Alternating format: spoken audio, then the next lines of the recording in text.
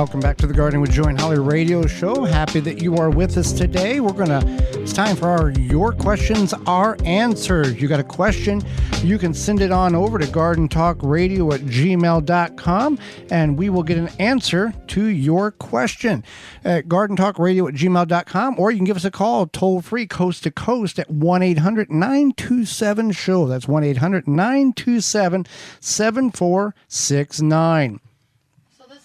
This question is sponsored by Fleet Farm and fleetfarm.com. I have a hard time growing pumpkins. Do you have any tips, advice? Well, if you want a long season, if you're in the northern portions of the United States, it can be a little more of a challenge. Most of the pumpkins in which we purchase typically come from Illinois and Indiana in the southern areas. Or in those states in general. Full sun, long season, warm area of the garden, lots of enriched soil, and consistent watering and mulch will help build the plant in order to produce. Once your pumpkin plant is producing flowers and starts to bear fruit, or the pumpkins, you want to remove all but about 2, maybe 3 pumpkin on the whole plant. It may produce 6 or 7 or 8, but it's not going to be able to mature them. You want to cut and physically remove those until you have about 2 or 3 on the plant so it can focus all of its energy on those fruit, and you can have nice pumpkins. All right, Holly, my tomato seedlings are turning yellow. What can I do? So if your tomato seedlings are turning yellow, it typically means that there is a lack of nitrogen, and this is a sign of that. It's the most common cause. People generally don't fertilize tomatoes enough. When plants are in the ground, every 2 weeks is good for fertilizing. If they're in a small container, a little party cup type size, 4-inch, then you need to do that about weekly.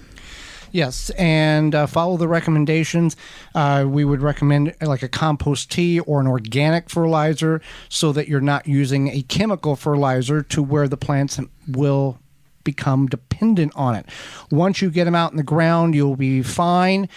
We start ours with a generic potting mix that has a slow release fertilizer and water retention mechanisms in it to feed the plant, and we've not necessarily, that I can recall, had any dramatic issues with plants discoloring. So it also may be the material in which you're starting them in as well. Just like anything, you get what you pay for. The cheaper the compost, the cheaper the potting soil, the less quality that it can deliver for your plants, and your plants will suffer for that. You tell the story, Holly, about the $1 potting soil that you got at the drugstore. Oh yeah, that was not a smart decision. So I don't know, late one evening, or not that late, but I stopped at the drugstore to pick something up. And you shouldn't buy potting soil at the drugstore. Lesson number 1, but go ahead. You should just take the potting soil. Don't do that. But I was gonna say you could take it from the grassy area outside the drugstore. It's probably gonna be better for you, but don't do that. So I was at this drugstore and I was looking at stuff, and I walked into the little seasonal area, and there was this coupon, and it was like, you can buy these bags, I think it was 1 cubic foot of soil for $1. And I called Joey and I said, should I get some of these? And you were like, yeah, is there a limit? And I don't remember if there was a limit, but we got a bunch and we grew in it. And well, we didn't really grow in it, we tried to. It was sad. Sand holds more moisture than what that material did. Like, so. I don't even, like, what was it? We don't even know. It was bad. It was bad. Okay, what do I do with my long sprouted potatoes? It's still too cold to plant them. Well, you can keep them in a somewhat ambient light area. You don't want to choke them off from light, because then you're going to get really long, stringly sprouts or leggy sprouts on them.